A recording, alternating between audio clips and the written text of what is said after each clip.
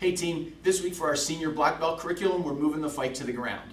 Now as Kempo practitioners, which is our primary art, we're more of an upright art. We prefer to stay on our feet, but the reality of it is sometimes the fight goes to the ground. And if the fight goes to the ground, team, we've got to suck it up and deal with that battle situation. And the same thing in class. When you learn this technique, I know it's not comfortable laying across and rolling around with people, but in the long run, if God forbid you ever get in that position, you'll be really happy that you practiced it and took time to do it.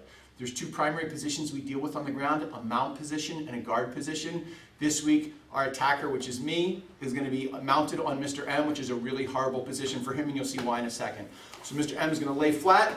I'm going to get into that mount position.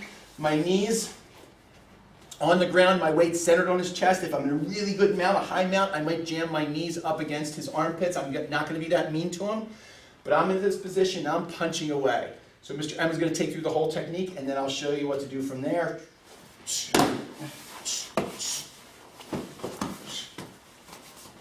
Stop, stay down. No doubt about it, I'm staying down. All right, let's talk through that a little bit. So Mr. M's back down again.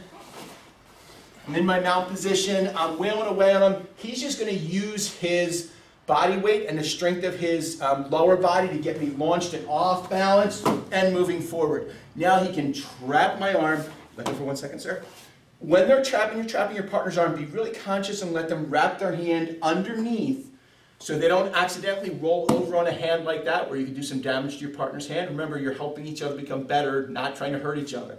So I'm going to tuck my hand underneath. Next, when he traps my leg back here, he bumps back up again and then just rolls me right over. He's going to put his weight in the center of my chest over my solar plexus, knocking my air out.